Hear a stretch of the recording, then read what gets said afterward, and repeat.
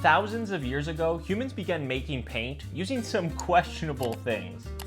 And also rocks. But I don't understand at all how this is even possible because these are pretty darn solid. Sure, I could probably find the answers within the pages of a book, but what fun is that? Instead, I'm gonna try this ancient technique myself and see if I can actually make paint from rocks, and then hopefully create a beautiful painted masterpiece. My quest begins at the local river. Nature's Free Craft Store. Look at all this free paint. I mean, they are just rocks. It's got a long way to go till these somehow become paint, but this is the start. Now, apparently you can't just use any random rock, as not all of them will actually work well for making paint. Oh, dang. Because we'll be grinding down the rocks, it's best to find ones that are already broken or falling apart. See how easy this one breaks? I don't have super strength or anything. It's just a crumbly old rock. And then to test what the color will be like, you just grab a big regular rock and then wet the pretty colorful rock and then scrape it against it and you'll see if any color comes off. If it leaves white scratch marks like this, then it's not ideal for paint. But if you get nice streaks of color like this one, then it's a keeper. And so with these two simple tests, I got to work searching for the perfect rocks to turn into my paint. I was just smashing and scratching rocks. It was actually like a fun little scavenger hunt.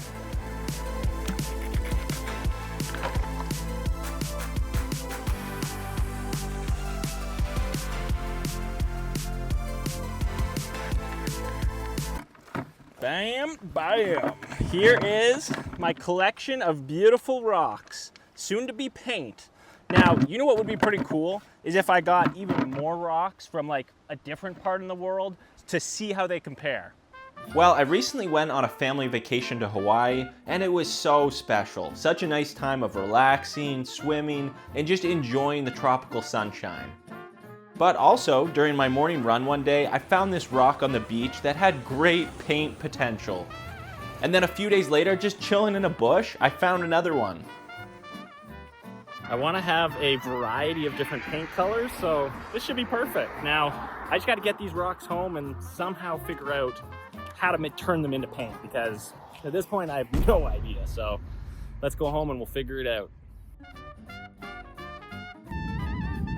Although I was sad my vacation was over, I am excited because now it means it's paint making time. There's 5 steps in this whole process, and it starts with this. We need to break the rocks into smaller pieces so it'll be easier to grind them down. I'm already having so much fun. I mean, maybe it's a guy thing that I just like to break and smash stuff, but whatever it is, it's enjoyable. I kept this enjoyment going until I had a nice chunk of the Hawaii rock all smashed apart. And I realized that the floor was actually a better and sturdier spot to work on, so I finished all the fun smashing down there.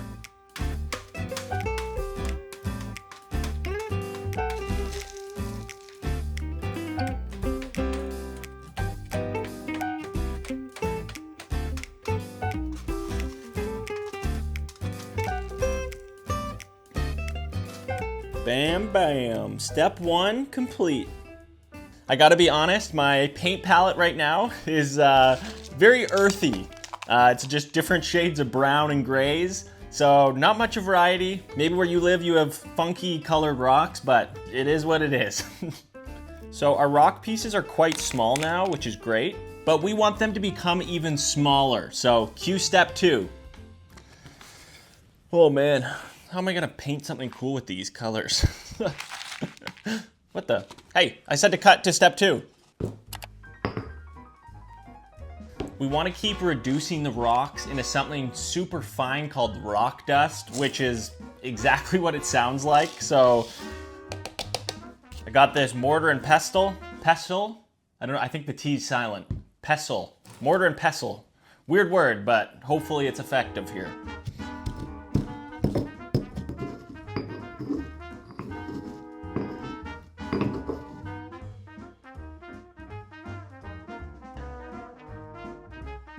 Oh, check it out. That's pretty crazy. It looks like cinnamon. A little seasoning of rock. That's crazy. This was a rock like an hour ago. Wow. I used a paintbrush to get all the fine powdery stuff that was stuck to the inside, which was a great way to... Oh. Ugh, don't breathe it in. Doesn't taste like cinnamon. Okay, where were we? Back to it. Woo! Ladies and gentlemen, we've officially created rock dust. It's pretty amazing to see the rock in this powder form, and I'm excited about how this project is going. So far, so good.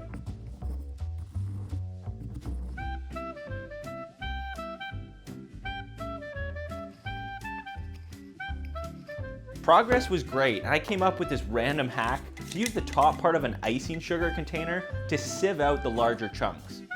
So that way I could separate all the nice rock dust and then just keep breaking down the big pieces.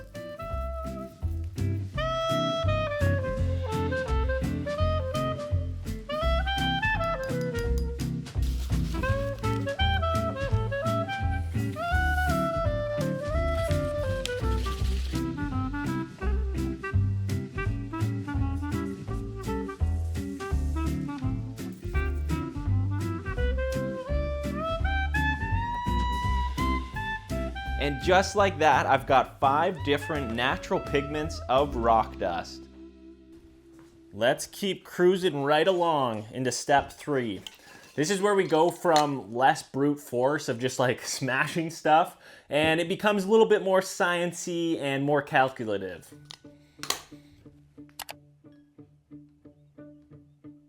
Now, it's not the type of binder like for school. In the paint making world, there's a whole new definition. So basically, it's like the glue of the paint that holds it all together. Oh, that did not. I saw that coming. Oh boy. Depending on the binder that gets added to the pigment, which is our beautiful rock colors right here, that changes what paint you make. So you can make acrylic, pastel, oil, or in this case, I'm gonna make watercolor paint. So I found this recipe online and it's pretty simple. It starts with 1 cup of hot water, which you're not supposed to spill like I did. And then you add in some honey.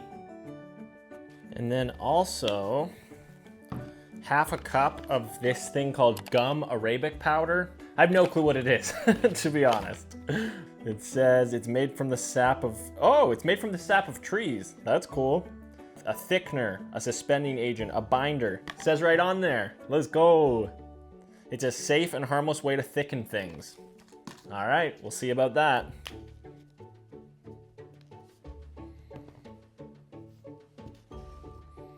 In it goes. Boop.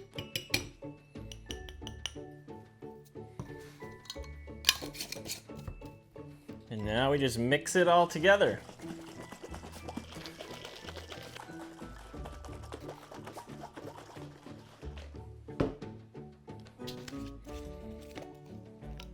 There we go. We got our binder. Oh. It's not what I was expecting. It's like a faint whiff of honey, but also a very weird other smell mixed in there. Hey, but it doesn't have to smell good. Just has to make good paint.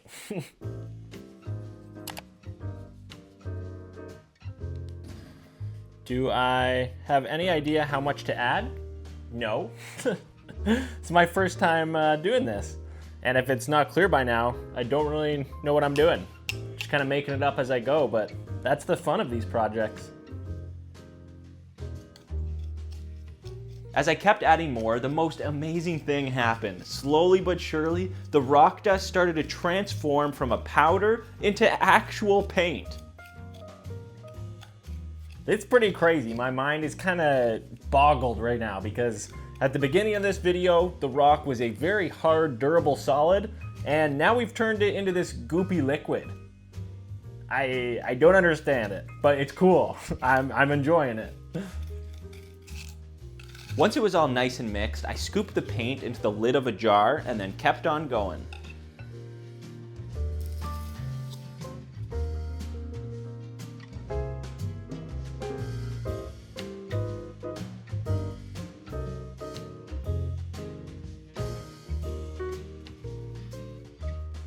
Now, I should mention that there is a proper fancy tool called a muller, but it's like $45, so I ain't buying that. But apparently, if you had a glass plate and that fancy tool, it would make the paint really nice and smooth. So mine's gonna be a little more gritty, but that's all right.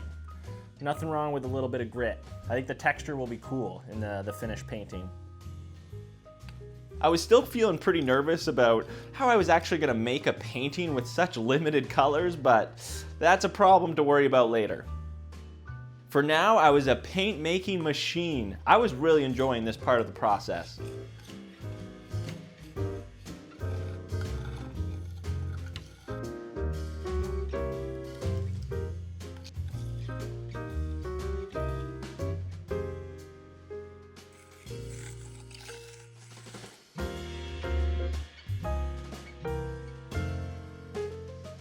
Oh yeah, let's go. I'm pumped up. We just made paint. Well, almost. There's one final step left in the process, and it's just to wait and let it dry. Because it's watercolor paint, we don't want it to be all runny and wet. So let's just cut forward to that, because I'm too excited.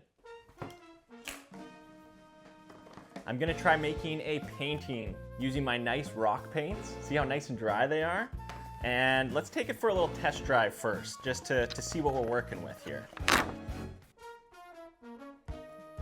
Right away, it was crazy how similar it felt to using regular store-bought watercolor paint.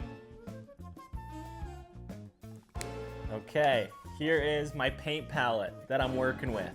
Not a huge variety of colors, but this one and this one, those are the ones from Hawaii. And then the other three here are the rocks from the river. My painting skills are quite limited, so it's gonna be a challenge, but let's just get into it. I taped off the edges on this piece, so there'll be a nice crisp edge. And where to begin? Let's just go for it. See what happens. Usually when I'm unsure or nervous about starting a project like this, I look to what brings me joy and inspiration. So a lot of the time it's nature and the mountains. So I'm not entirely surprised by what I painted. Cue the time lapse.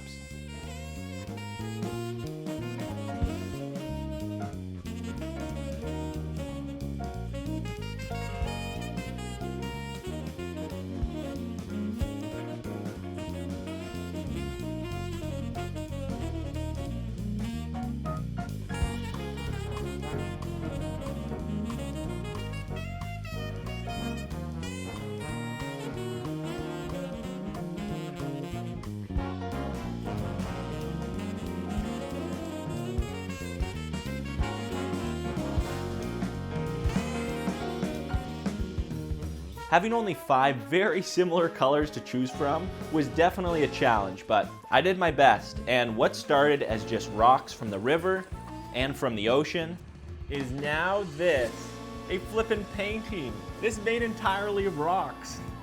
I'm really happy with how it turned out, and I love all the little rock bits that are in it, just adding that nice little texture. Look at that. I didn't really have that much fun, so I probably won't make any more because I'm just kidding. I'm loving this fun challenge. So obviously, you know it, I had to make 2 other paintings. Okay, now I'm actually done. Let me bring you in for a close-up. I made this other nature scene with a little lake and reflection. And then a really tasty looking coffee and croissant.